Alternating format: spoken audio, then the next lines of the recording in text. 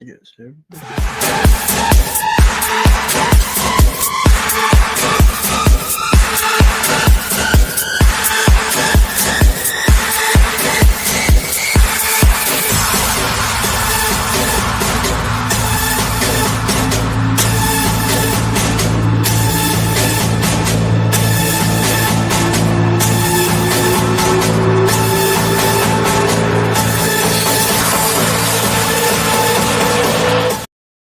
What's going on, everybody? It's John, and you know what time it is. It's 8 o'clock. It is Around the Ropes Podcast. Guys, we have a lot to get to tonight, coming off the heels of a very interesting Survivor Series War Games, and also coming off the heels of arguably, I would say, one of the best Monday Night Raws I have seen in a long, long time.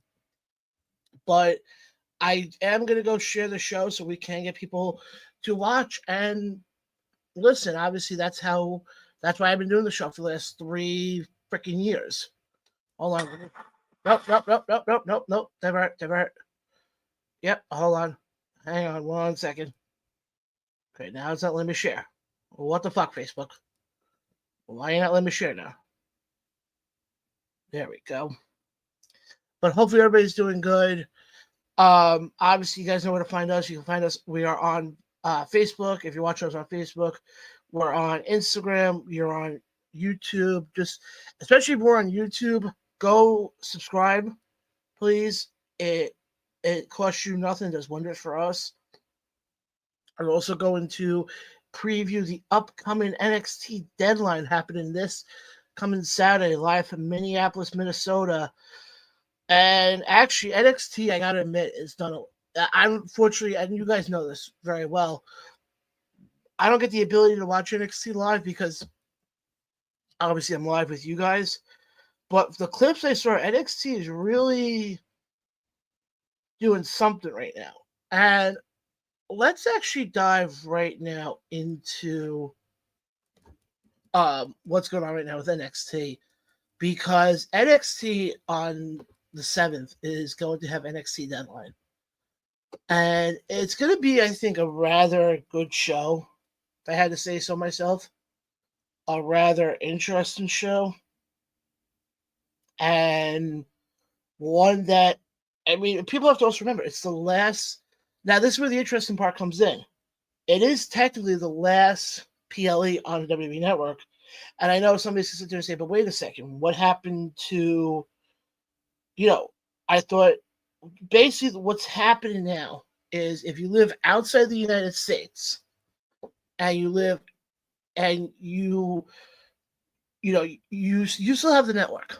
You still have the network.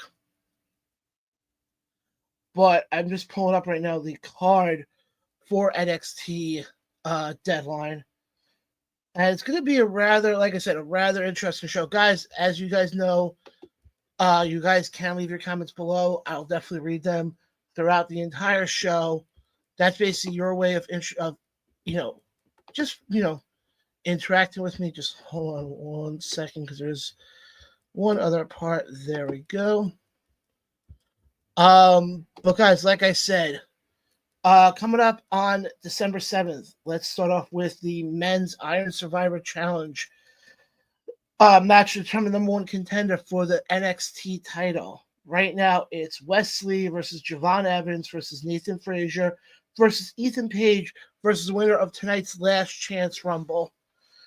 Then we got on the women. I'll be honest. Now, I know coming out of, and we'll get into Survivor Series in a second here, but coming out of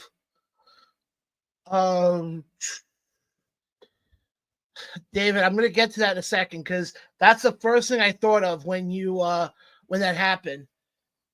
For the NXT women's side of things, we got Sol Ruka versus Stephanie Vacure versus Zarya versus Julia, and they're obviously having one for them as well. Then we got Trick Williams versus Ridge Holland, and Axiom and Nathan Frazier versus the winners of the Battle Royal. Now, I'm going to tell you right now, off the bat, if I had to pick one of the people who are announced, so obviously this could change depending on what happens coming out of NXT tonight. But for the men, I wouldn't go Ethan Page because we've seen Ethan Page as champion already. I would love to see possibly a Wes Lee go after become the number one contender, or a Javon Evans. I think if you put a Javon Evans in that position to become the number one contender, you have the chance to build a star. Because you got to remember, you got Javon Evans versus Trick Williams at, my guess would be, at some point next year. Why not? Now, the women's side is a little tough. The women's side is tough for this reason. You got Sal Ruka. Okay, she's more like mid-card.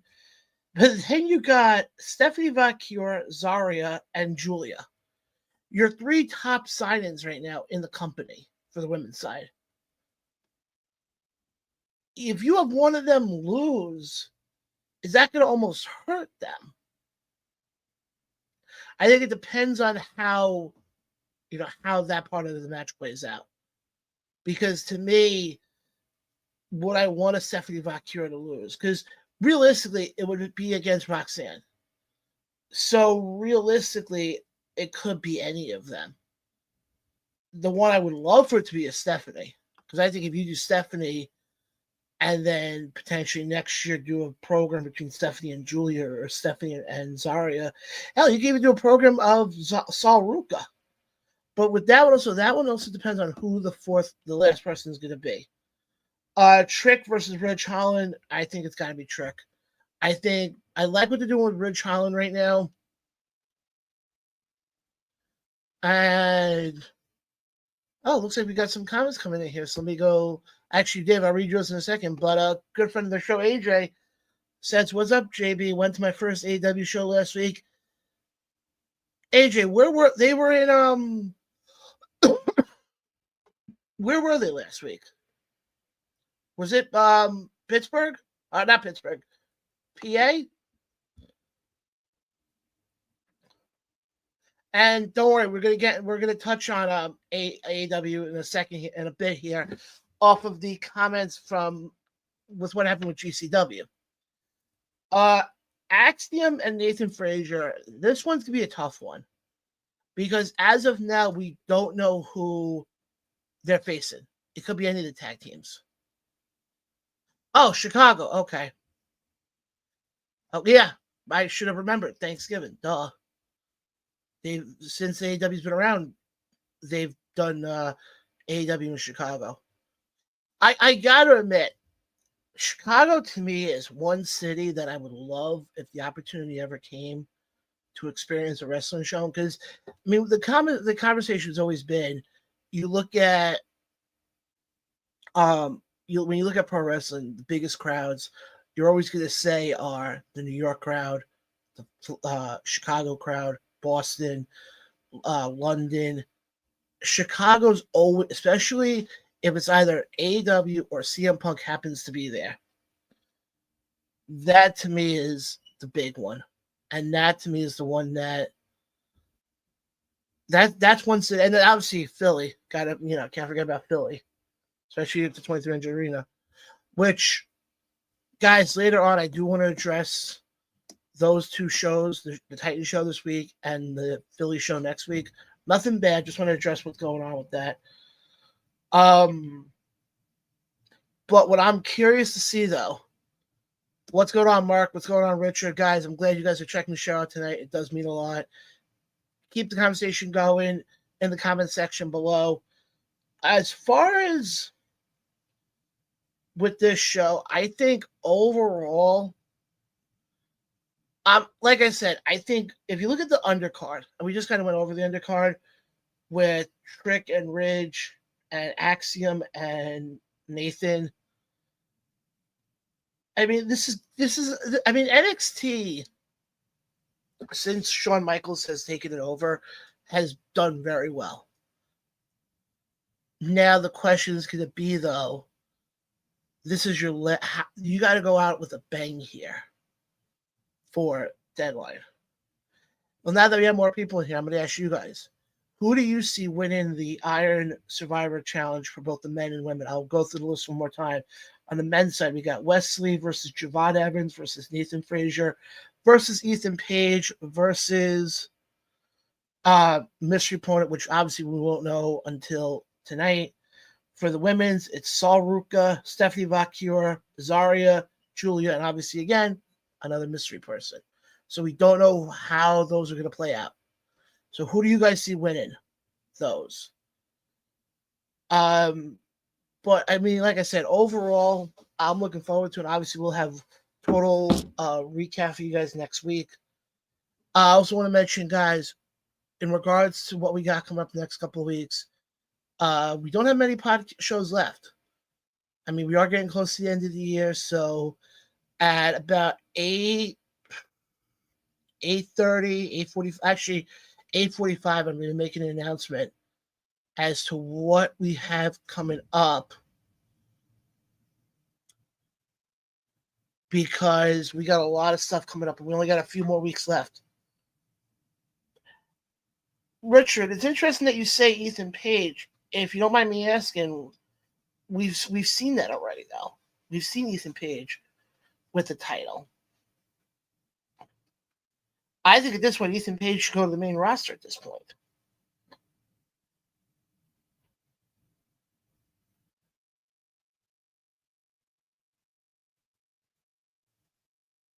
Okay, Merck says Wesley. I could see Wesley just because you can then potentially do a thing at one of the bigger PLEs next year. You could potentially do a thing of Wesley versus Zachary Wentz and revisit that whole storyline for the NXT title. You can, I mean, as far as I know, WWE and NXT, WWE and TNA still have that working relationship. So why not have it be for that? Oh, hi, honey. Hi, Amanda. But what I was saying before though was I could see Wesley. I said it before when we opened the show. To me, a possibility could be Javon Evans, because I think if you put a Javon Evans in that position, and that's one thing WWE has not done in a long time, is made a star. I mean, we saw it now. We're seeing it now quite a bit with Braun Breaker on the main roster, where he's a star no matter what. But he's one guy. And I think when you look at the overall picture of it, you're going to eventually put yourself in a position where you have to start building new stars, because eventually, the Finn Balor's, the AJ Styles, the Damian Priest, all of them are eventually going to retire. Okay, that's what I thought. But eventually they're going to retire, and you're not going to have that next crop of guys to take over the main event spots on the main roster. I mean, right now from NXT, I mean, yes, you got guys like Carmelo Hayes. You got Merck. I'll read it. I'll read the women's side one more time. For the women, you got Sol Ruka versus Stephanie Vacchio versus Zarya versus Julia, and whoever wins the last part on the women's side tonight. Because I think they're doing 2 last minute rumbles.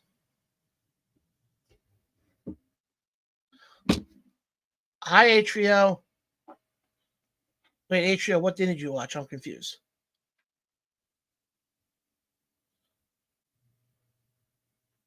Because right now we're talking about Deadline.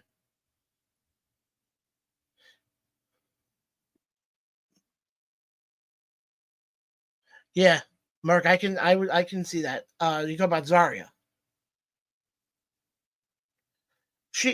I mean, the problem is not the issue. I mean, it's a good issue to have, but with the women, it could be any of them. Oh, yeah, HBO, I get that. I get it. Trust me. But But Mark, going back to your thing, it could be any of them. That's what makes it so difficult. I mean, I could see a Sol Ruka become a number one contender because they have your instant babyface right there. You could, but then the problem is, then how would you turn around with all the others? Yeah, David, I can see that. David says Sol Ruka is my dark horse.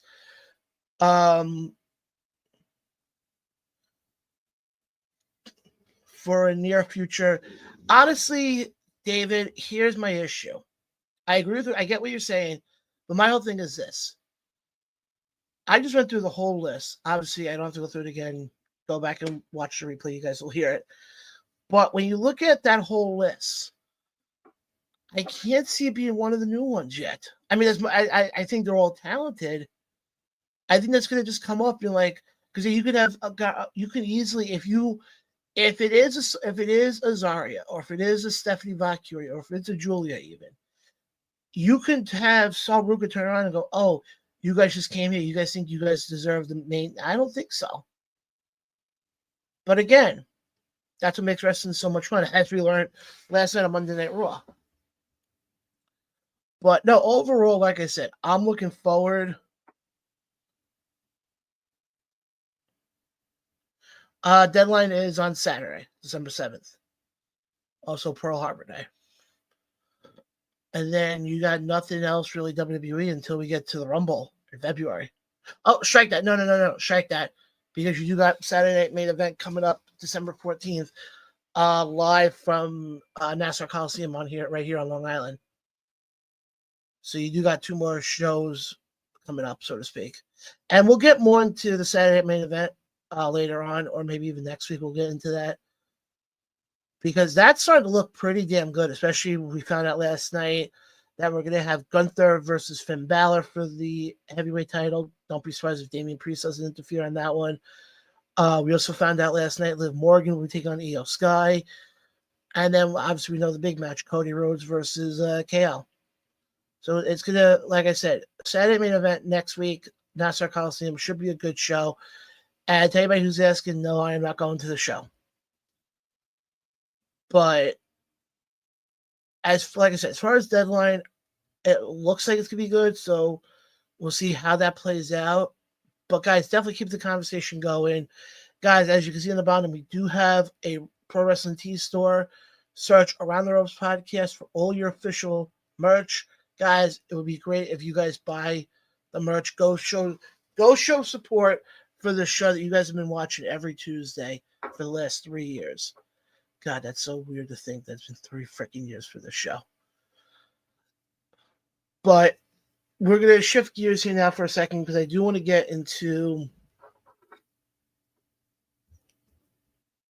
Yeah, Mark, it's Saturday Night Main Event will be good. That I agree on 100%. But I do want to shift gears here for a second because I do want to kind of recap a little bit of what happened with Survivor Series. Because I think as much as people don't want to admit it, and as much as people don't want to say it, I think we're on the road. Not that I think, but we are definitely on the unofficial start to WrestleMania. And overall, I mean, I'm going to ask you guys this question right off the bat, anybody who's watching. Overall, what would be your letter grade for Survivor Series? Either an A, B, C, D, or F, the grades that we got at school. Or if you want to go a different route, you can go give it a 1, 2, 3, 4, or 5.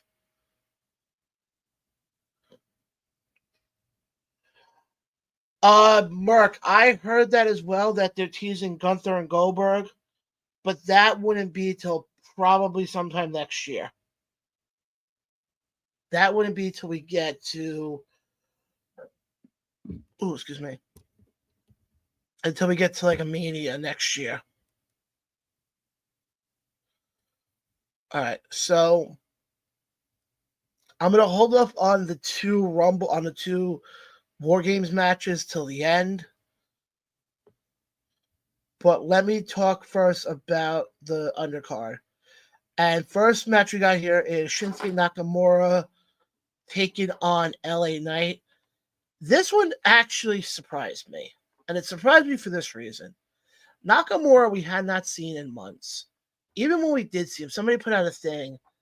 He had like 50 something losses, and it was more like, for a while with him, especially when Vince was running the company, it was more of, okay, we need somebody to be the heel to go after the main champion. Oh, good, let's throw Nakamura in there. Okay, Nakamura lost. Okay, we'll put him back in the mid card. They were doing nothing with him. To be honest, I'm surprised he was still with the company. He hadn't asked for his release yet. But when he beat LA Knight for the U.S. title, I was utterly surprised. I was utterly surprised, and I was shocked. Now, I don't know if this is one of those things of WWE wanted to get that shock value in with having Nakamura win, or if there's actually a plan for him now going further. Because let's be honest, since Nakamura has been in WWE, has there really been a plan for him? The answer would be no. There really hasn't been. There really has not been a plan for him at all. There hasn't been that, okay, we're going to put him in this position, he's going to go after this title, and all that stuff. That hasn't happened. Now I'm very curious, because now it's like, okay, what do you do now with LA Knight? LA Knight only has held that belt since SummerSlam. Do you have him stay in that picture? Do you elevate him now to potentially go after a Gunther or whoever's holding the World Heavyweight title? Or, God forbid, a potential shot at Cody with the Universal title? I don't know. That's where it's going to be very interesting to see. It's going to be very telling to see what the next step is. I think that's what SmackDown this week's going to be very interesting to see, on the fact that you look at what they're doing right now, and it's like, okay, it's like, well, what are you going to do? Because, from what it looks like, was this just to get, if this is to move LA Knight out of the way and not have him go after the title, I think that's the stupidest thing they could have done. Because to me, LA Knight is somebody who could be the face of the company if done right. He should have held that belt a lot longer. So I don't know what the next step is going to be. Then we got Priest taking on Gunther for the WWE Heavyweight title. Oh, actually, no. Sorry. No, yeah, we can go into the Gunther Priest one. This one, I got to give Priest credit. Priest, since he broke off from Judgment Day, has really come into his own. And you're seeing now why he had the nickname Punishment Martinez in Ring of Honor, and, him being good. Did anybody honestly think, though, that Gunther was going to lose? You have a guy in Gunther who, I think they put the stat out a couple of days ago, 78% of his run so far in WWE, going back to when he was in the NXT UK to NXT to now on the main roster, the guy never loses. I think they said, he has maybe 3 losses so far in WWE. He is one guy who has been booked phenomenally in WWE. My only thing is this, though. They're going to have to do something with this thing with Finn Balor. Because I thought Finn Balor and him were done after Bad Blood. I thought once they had the match of Bad Blood, and somebody in the comment section, please remind me who won that match. I thought they were done. So, what's going to end up happening now is, I can see it already. Next Saturday, at Saturday's main event, Damian Priest is going to screw Gunther. It's going to screw Finn Balor. That's what's going to end up happening. Now, where do they go from here with the two of them? I don't know. I could definitely see them having a match Now, I don't know if they would have a match at the Rumble because I think they would both be featured in the Rumble, but I couldn't see a scenario where at the Chamber they can both be in the Chamber match. I don't think either of them are going to win the Rumble, and we got time to talk about the Rumble as we get closer to it in February, but.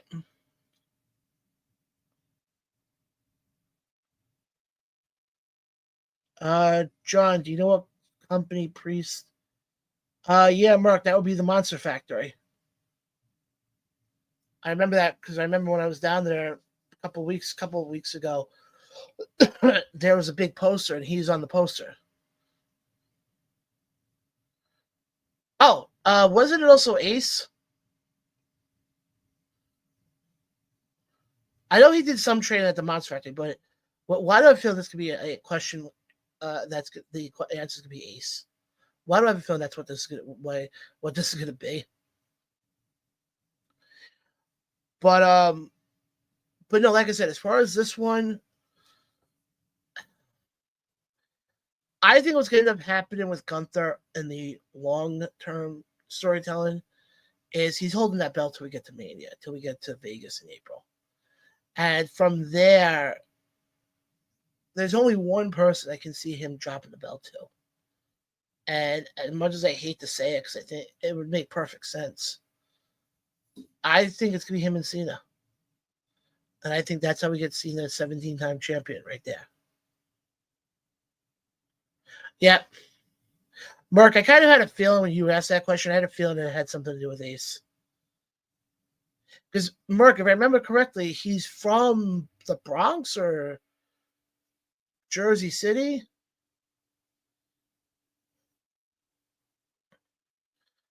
But no, like I said, as far as this match, I thought it was a good match. Now I'm talking about these matches now as the undercard before we get to the War Games matches. And last undercard match we got here, I just want to double check. Yeah, last undercard match we had here is the Triple Threat IC title match, which saw Braun Breaker defeat Sheamus and Ludwig Kaiser to retain the IC title. I love what they're fucking doing with Braun Breaker. They're making him. He's a good guy now, but he's Braun Breaker, and he has the it factor. And I know this always becomes a big question on other shows and other podcasts. Is what is the effect? I mean, you look at this guy, he has the look. He can talk well on the microphone. It also pays off well knowing that his uncle and his dad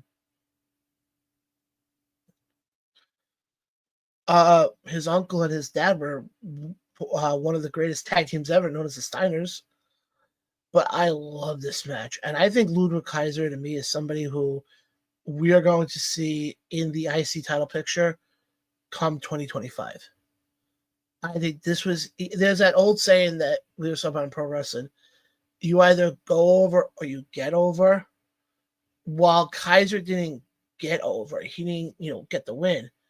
To me, he definitely got over. I can see him being a very credible threat to Braun Breaker for that IC title in 2025.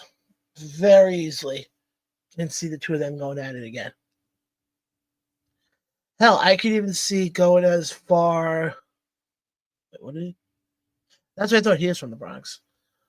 I could even see Braun Breaker taking on freaking Sheamus again in one-on-one action. And it's funny because I know everybody's gonna sit there and say, but Sheamus has, yeah, but here's the thing though. You can see Sheamus go after that IC title 100 times. And it'll be good all 100 times. So, but guys, we're gonna take a quick time out here for a second, just so then we can keep the comments coming in here. Coming out from the break, we're going to touch on the men's and women's War Games matches. And then I got my announcement to make. Coming up right after this. You guys are watching the Around the Ropes podcast right here on the Around the Ropes YouTube and Facebook page. We'll be right back right after this.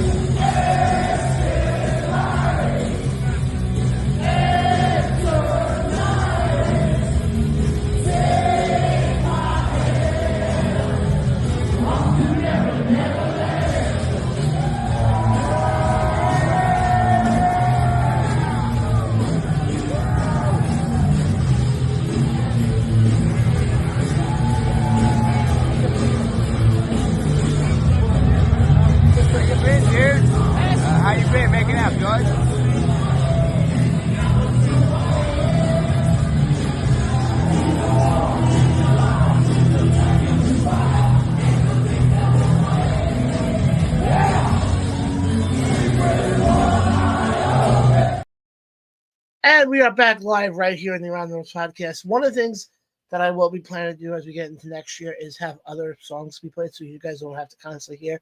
Not saying anything bad about Enter Sandman, especially in that building, but like I said, we'll get into that in a little bit. But I want to talk about the two War Games matches for a second, the men's and the women's. I'll start with the women's. I thought the women's was really good. It flowed well. It flowed well. I thought there was a good story there. The only thing is this, though. First of all, Io Sky to me should be the MVP, is the MVP, because I didn't know, I forgot this. She has been in every women's War Games match since the inception. So I thought, like I said, I thought the women's game was good. I'm curious now. There is one slight issue I'm having here. And it's the fact of how they're booking the men's and when it comes to Rhea Ripley, okay? Obviously we know Io Sky is number one contender. She won that battle royal when they were still in Saudi coming out of the Crown Jewel. Now, obviously we found out last night that next Saturday, Io Sky will be taking on Liv Morgan for her title at Saturday Night's Main Event.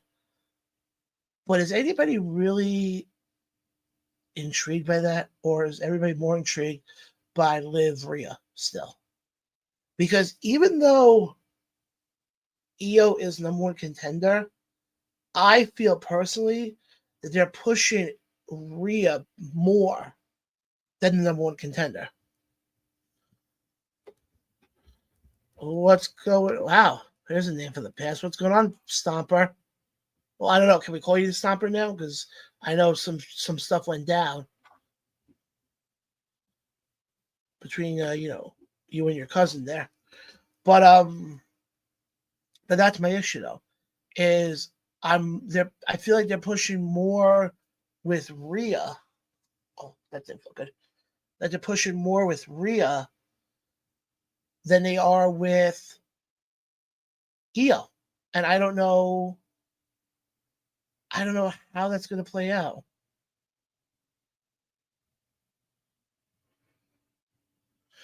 Oh, you're not a Stomper anymore. Oh.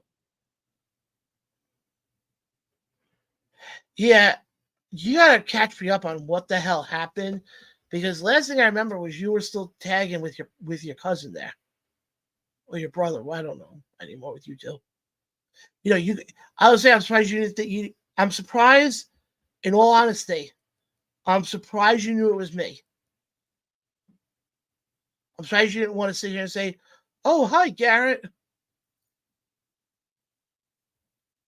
From the other company that covers UWA. So congratulations, you know who I am now. Thank you. It only took the entire year for you to figure out who I was. But that's my issue though.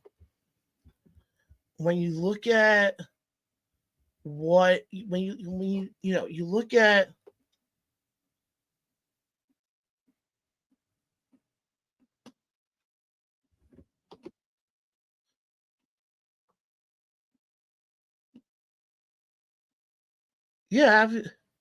I knew it. Yeah, obviously, you know where to find me. But that's my whole thing though. When you look at what they're doing right now with Io Sky, I feel like they're putting more emphasis now on Rhea. I mean, eventually this has to come to an end between Rhea and Liv. Now, does it come to an end at the Rumble? We have to wait till we get. More than likely, we probably have to wait till we get to Mania. More than likely, that's probably where this feud comes to an end. Is that Mania? But I thought the end was going to be beforehand. I didn't. Or are they putting themselves in a position with Liv and Rhea that they can be feuding forever because of what happened? And that I don't know. That's what I'm very curious to see. Now for the men's side. First of all, I thought the match was probably one of the best War Games matches I've seen in years. From the storytelling. First of all, Jacob Fatu, I'm going to say this right now. That guy is not human. There was the one spot in the match where he took the bulldog spot. If you're wrestling, you know what spot I'm talking about. On the toolbox. And all of a sudden, he just got up like nothing happened. He was definitely an MVP for me. I'll say this right now. He was definitely an MVP. Now, the big thing is this. The big thing is, what's the favor? Because if you recall on SmackDown the night beforehand, they had that sit down between Punk, Heyman, and Roman.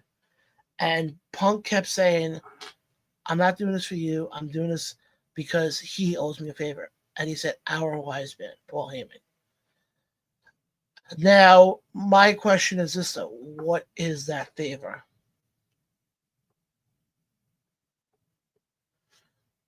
Yeah.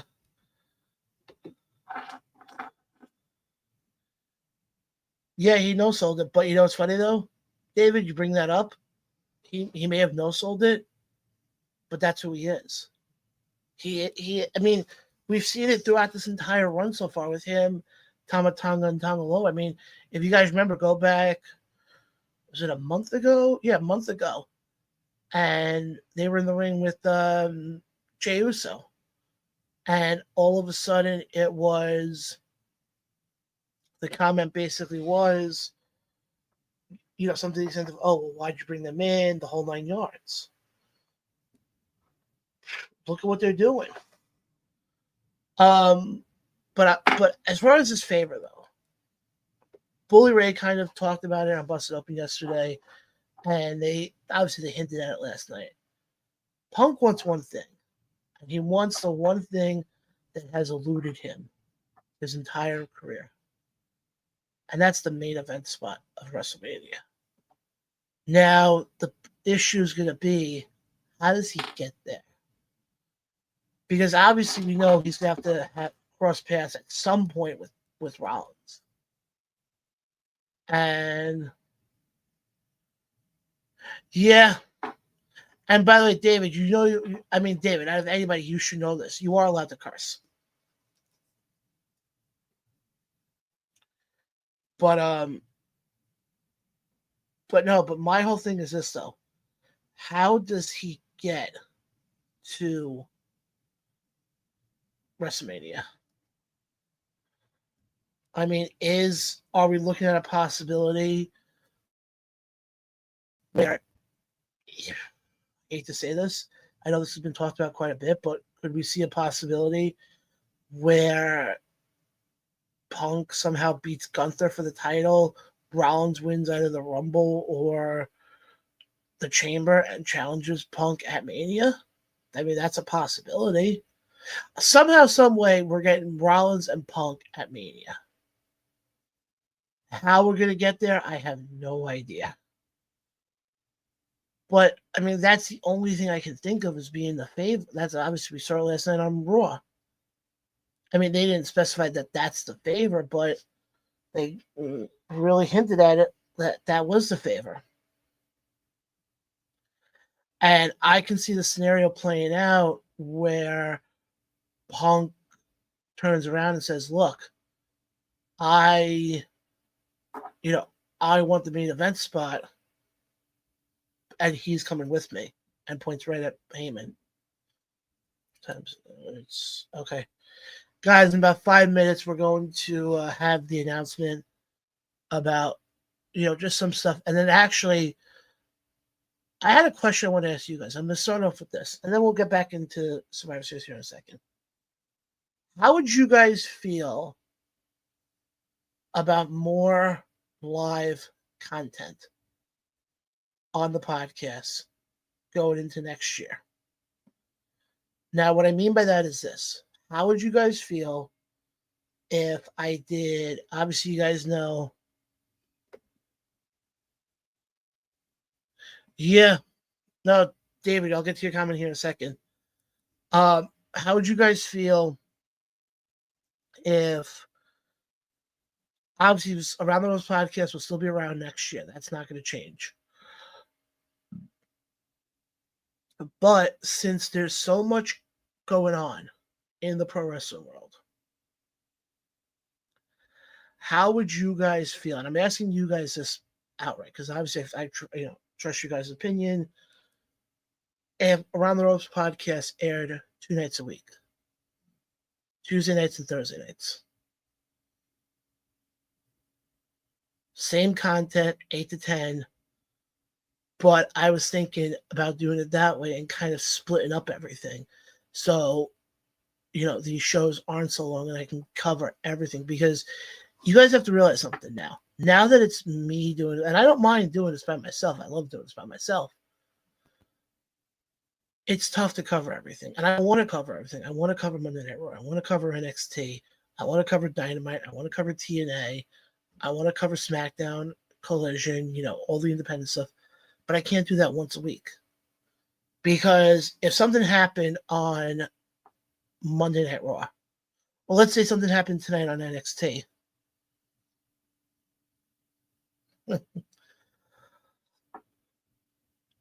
You're going to have to wait a whole week to get my opinion on it. Now, I could always just hop in here for a brief thing and do like an Impact review or, a Dynamite review. But why not do a live show? Tuesdays and Thursdays, 8 p.m. Eastern. Let me know in the comment section. David, I kind of knew your answer already. But the way it would be set up is this. The show on Thursdays would be Monday, Tuesday, would be Raw, NXT, Dynamite. How you doing, Shamika? By the way, guys, if you want good meditation videos, go check out Shamika's meditation videos. She does a very good job. And they do help. I've actually watched a couple of them. They do help quite a bit. But basically, the way it would be planned out in my head, and again, this is all, nothing is set in stone yet, is it would be a setup where we would have the show on Tuesdays, the regular show on Tuesdays would be everything that happened from over the weekend and Monday. The show on Thursday would be anything else that happened Monday Night Raw, NXT, and Dynamite. I'd do it that way. So let me know what you guys think about that. And then, yes, Shamika, they actually have helped quite a bit. I want to bring up a couple of other things. Obviously, you guys know we're getting towards the end of the year. And I mentioned this on my Facebook Live yesterday when I was doing the hype video for this. I just want to double check. December 17th, mark that day on your calendars, guys, because that will be the final show of 2024. We did it last year. We've done it the last 2 years, and the tradition will continue this year. That is going to be our Christmas party. However, there's a caveat with it. It is also going to be our first annual ATR award show. Basically, the award show will be men's wrestler of the year, female wrestler of the year, tag team of the year, your typical stuff. But here's where it's also getting a little bit more interesting. It's going to be 2 sets of awards. Yes, like I said, it's going to be your men's, your women's, tag team, all that stuff on the professionals like WWE, AEW, NXT, all that stuff. But then there'll also be on the other side of it, where it's also going to be your independents as well, with your male wrestler of the year, female wrestler of the year, all that stuff. But that's going to be on December 17th, our last show of the year.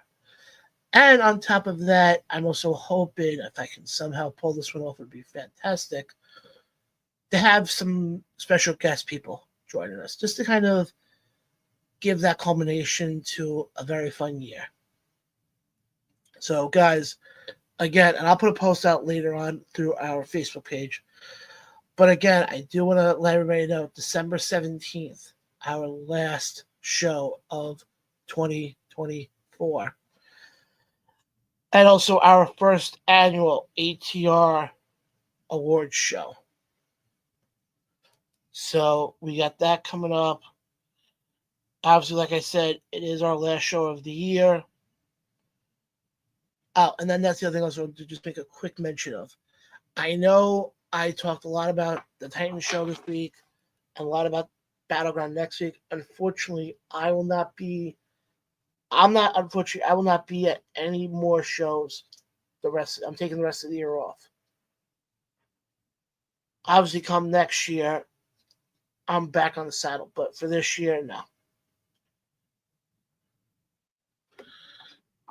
For this year, I am not doing any more shows. I'm not going to any more independent shows. I just, with everything going on right now, and if you know, you know, I can't put myself through that. So I will not be attending any more shows for the rest of the year. Now, I'm not saying that's permanent, but just the rest of this year, I'm taking the rest of the year off. I need to. And all that stuff. But guys, we're going to take another short break. Coming back, we will dive into Monday Night Raw and all that fun stuff. Guys, keep the conversation going. Hit subscribe on our YouTube page. It costs you nothing. Does wonders for us. Follow us on Facebook. Follow us on Instagram. Follow us on X. You'll get all your latest updates on everything going on and all that fun stuff. Guys, we'll be right back right after this. You're watching the Around the Ropes podcast right here on the Around the Ropes YouTube and Facebook channels.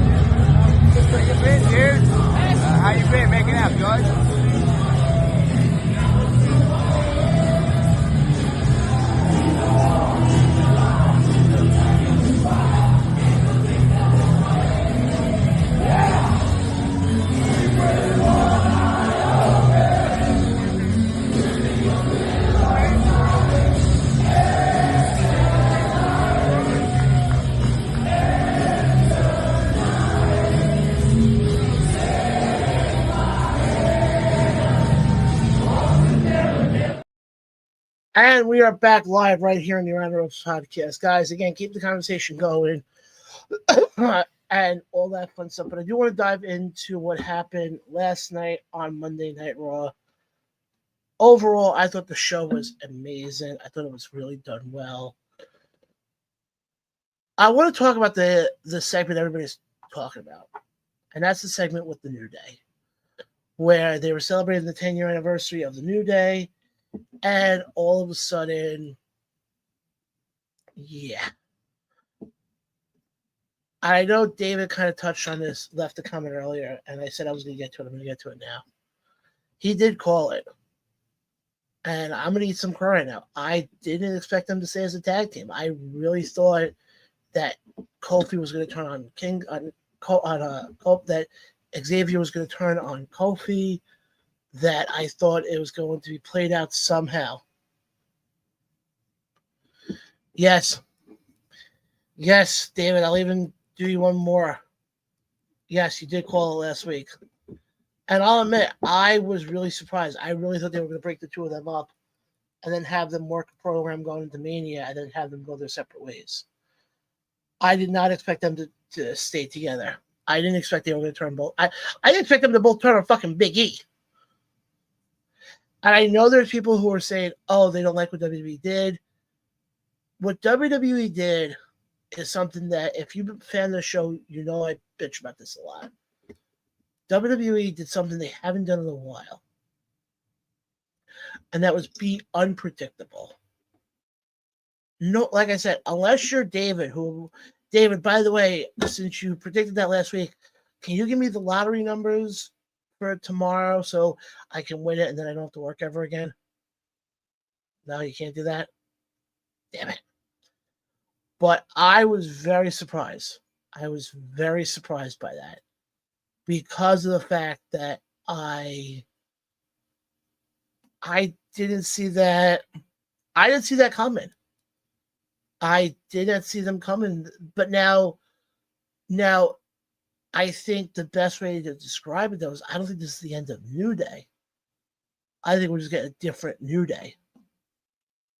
And I know everybody said that, oh, New Day's done, New Day's done. Yeah, the incarnation of New Day that we saw with Xavier, with Kofi, and Big E, I think that incarnation is done.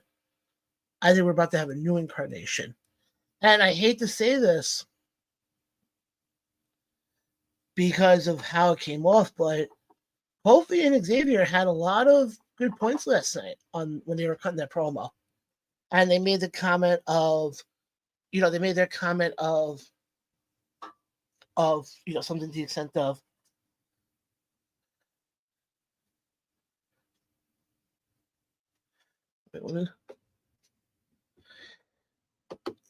Shamika, that's what the big question is going to be, is where do they go from here? Because I don't know if they're going to have them go right away for the tag belts. Because let's be honest, they can go for the tag belts. Okay, great. But they've been there already. Obviously, we saw last night, they're 12-time tag team champions. I don't know at this point for them if it's going to be more of holding gold or it's be more of, okay, we've done this long enough. You're seeing all these new tag teams come in. It's time for us to kind of take the, reign the roost again. I can tell right now, they're not going to SmackDown. SmackDown has way too many tag teams right now. I mean, also, now that we have a heel New Day, I mean, could they go more? I hate to say this, but could they go more Nation of Domination X route? Maybe. I don't know. Or, I mean, also, let's put it this way. It has been it's been a while since we've had a heel New Day. I mean, you're talking, God, 2017, 2018 was when they were last time they were heels. So to me, I just think right there and then, okay, there you go. So they haven't been heels in a long time.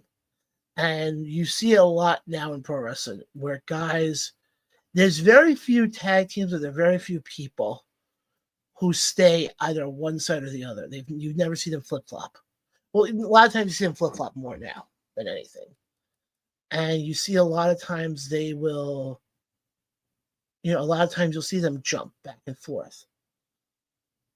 Did I ever think they would ever turn New Day heels again? No, especially the fact they were huge merchandise sellers. And I know now there's this whole thing with Ridge Holland, because Ridge Holland apparently is getting some heat right now, basically trying to take credit for ending Big E's career. Now, and I know people are saying, oh, that's in poor taste. That's not in poor taste. He's being a heel, people. Ridge Holland is doing what he's supposed to do. He's being a bad guy. You're not supposed to like him. It's not because of what he did to Big E. He is a heel.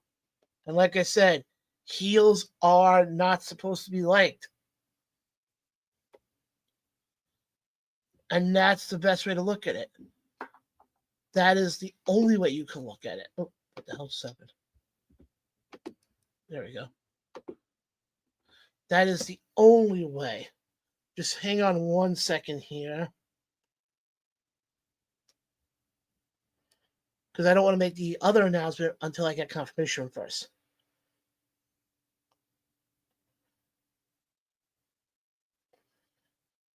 Hold on 1 second.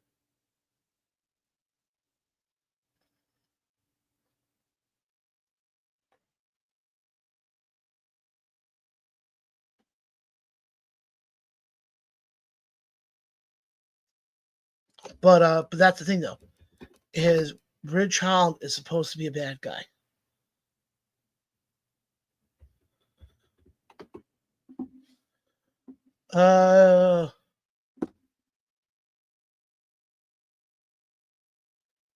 I don't know. Shamika, I don't know who that would be.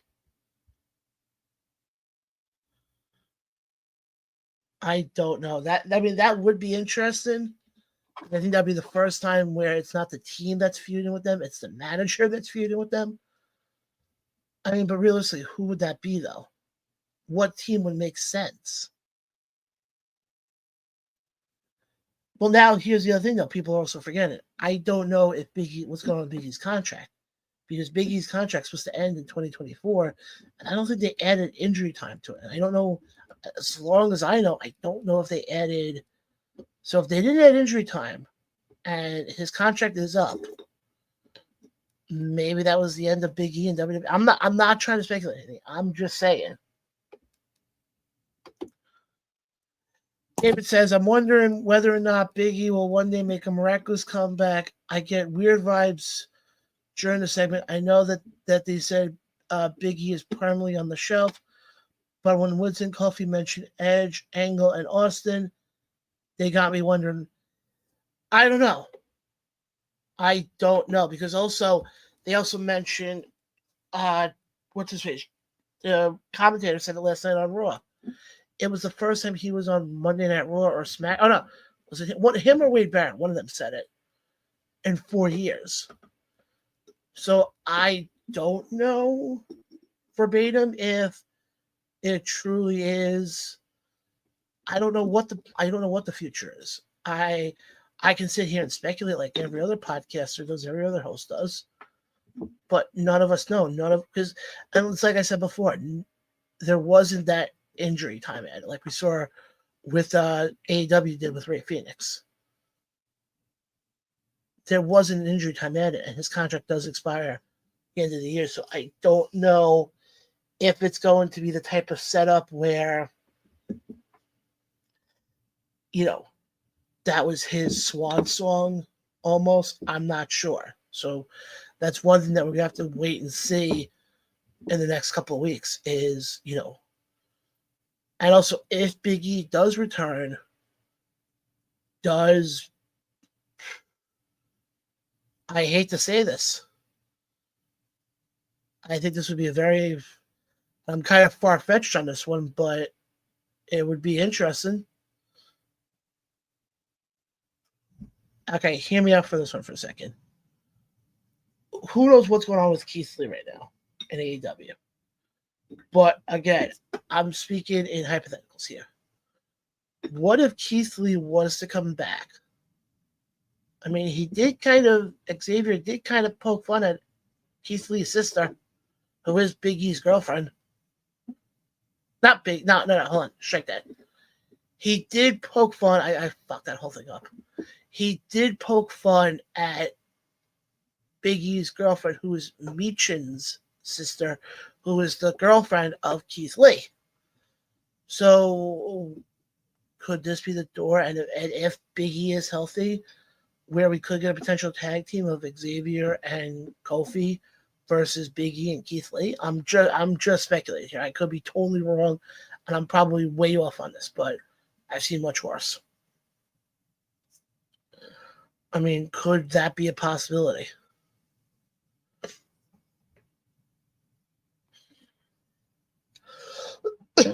And it's going to be waiting. Like I said, it's going to be wait and see, I think. The one thing I did like, though, coming out of Monday Night Raw last night was an open segment. I thought that was one of the best opening segments we've seen in a long time. More for the fact of the promos. Because especially, the one thing I'm liking right now with what WB is doing is they're connecting the dots. And what I mean by that is this. We saw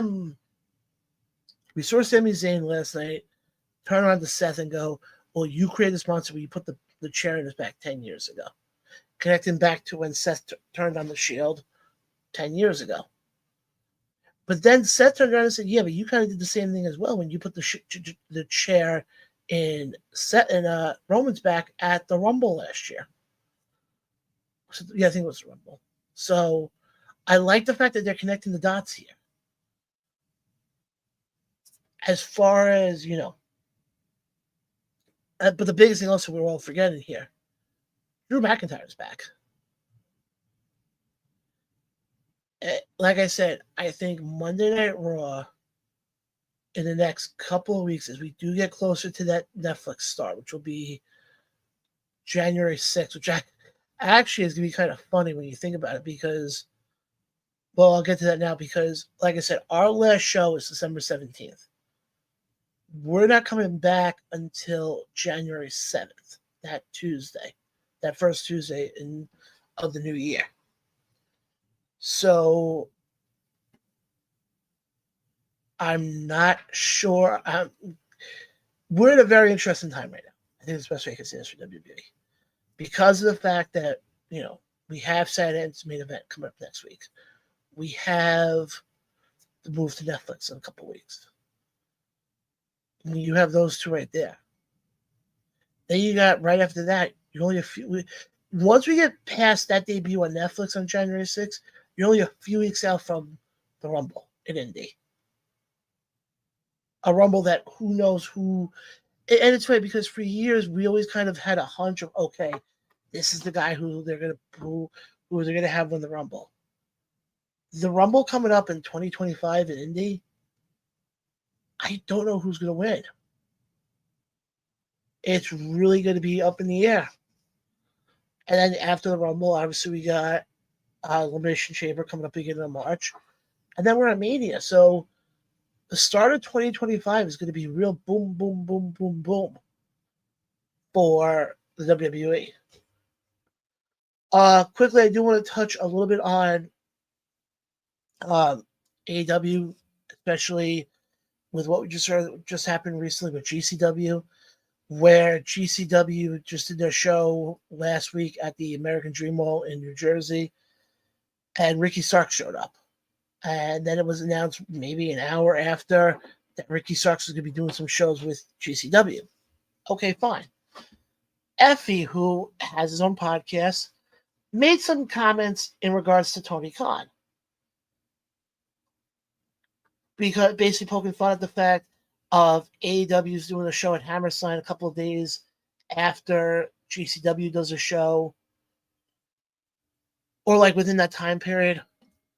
Tony Khan pulled Ricky Starks from all GCW shows going further because of comments that Effie said. Now, I didn't talk about this last week, but I want to talk about this briefly right now. You guys know, not that I have my issues with Tony Khan. I've never met the guy before. But from a booking perspective, I have my issues with him. Now, and I get the fact everybody has been bitching a blue streak about Tony Khan. He has to be a man. He has to be a man. But he also has to realize one thing. If, let's say I say disparaging comments on this podcast, okay? I'm just going to say this, put it this way. That shouldn't reflect Battleground. That shouldn't reflect Dynasty. That shouldn't reflect any company that I work with. Because I'm not exclusive to that one company. So explain to me this then. Why the comments that Effie said, why are they going towards GCW? Effie works for GCW. He's not GCW. Yeah, if Brett Lauderdale made the comments, okay, that's one thing. Brett Lauderdale's the owner. But Brett Lauderdale didn't make the comments. It was Effie. And last I checked, Effie's an independent contractor. But you're gonna sit there and tell me, it makes perfect sense for Tony Khan to pull Ricky Starks, a guy who he hasn't used since March, and let's be honest, freaking missed the boat with that one. I'm sorry. Why would you sit there and tell the wrestling fan, oh, we're going to try to be adults about this, but then turn around and be like, oh, well, I can't have him work that show. I'm tired. And this is the biggest thing I have my issue with. If you're a promoter, and unless you have talent that's exclusive to that company, like obviously, like AEW, for example, AEW, the talent is allowed to work independent shows. I've seen it with my own eyes. I've been at shows where guys from AEW are working. You shouldn't, before you make a rash decision like we saw Tony Khan do, you should kind of think there and say, wait a second. Effie works for GCW, but Effie's not exclusive to GCW. There's a thing called an independent contractor. An independent contractor means you're not exclusive to one company. Effie's not exclusive just to GCW.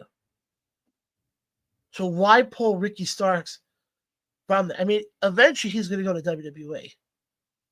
And I can't wait for that podcast when he rips apart AEW. I can't wait for it. And before anybody says, oh, John, I'm not being an AEW hater. And people who have seen the show know that I speak the goddamn truth on this show.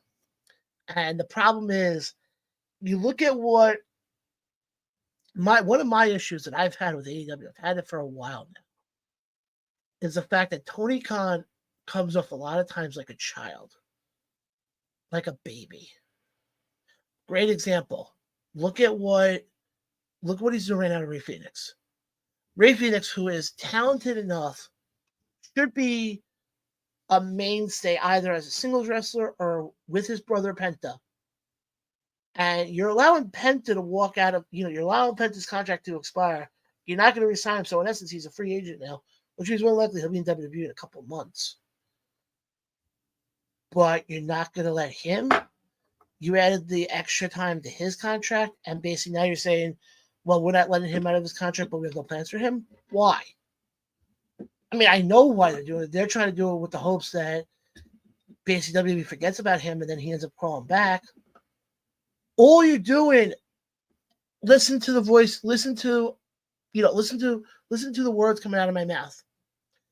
By doing that, all you're doing is hurting